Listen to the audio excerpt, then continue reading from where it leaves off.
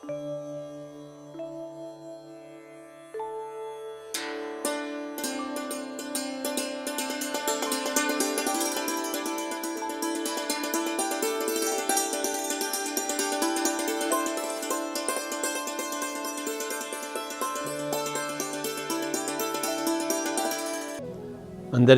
నమస్కారము. మనకి అంతర్జాతీయ మహిళా దినోత్సవం మార్చి 8వ తారీఖు ప్రతి సంవత్సరము మనం చక్కగా చేసుకుంటున్నాం. పిరమిడ్ స్పిరిచువల్ సొసైటీ మూమెంట్ అంటేనే ఇది ఒక మహిళల మూమెంట్. మహిళలకి ప్రథమ తాంబూలం, మహిళలు ముందర, పురుషులు వెనకాట్ల. అలాంటి సొసైటీ, అలాంటి సమాజం రావాలని మనం అంతా కోరుకుంటున్నాం. మహిళలు అంటే సహజంగానే ఆధ్యాత్మిక శాస్త్రవేత్తలు, పురుషులు నేర్చుకోవాలి మహిళల దగ్గర. కనుక మనకి ఈ అంతర్జాతీయ మహిళా దినోత్సవం చాలా ముఖ్యమైన రోజు. మనకి విశేషంగా మనం చేసుకుందాం.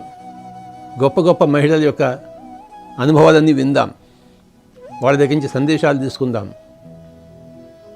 మనం ఎన్ని అనుభవాలు వింటామో మహిళలది, ఎన్ని సందేశాలు తీసుకుంటామో అంతగా మనం ప్రభావితం అవుతాం.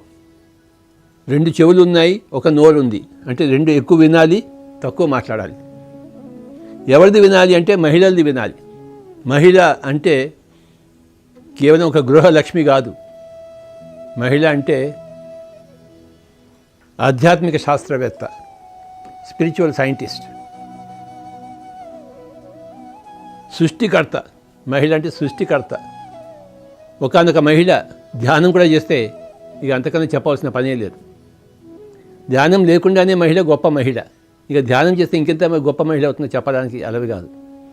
మన పిరమిడ్ స్పిరిచువల్ సొసైటీ మూమెంట్లో ఇతోధికంగా ధ్యానం చేస్తూ, ఇతోధికంగా ధ్యానంగా ప్రచారం చేస్తూ ఉన్న మహిళలు ఎంతోమంది ఉన్నారు. ఆ ధ్యానం చేస్తున్న మహిళ కన్నా గొప్ప తనం ఇంకెక్కడా ఉండదు మనకి.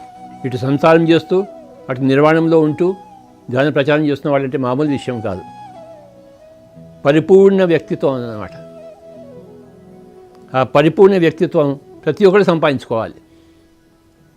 సంసారంలో ఉంటూ ఉండాలి, సమాజంలో ఉండాలి, భాగస్వామి కావాలి, ధ్యానం చేసుకోవాలి, ధ్యాన ప్రచారం చేసుకోవాలి, ఒక ఆత్మగా జీవించాలి, ఒక శరీరంగా కాదు.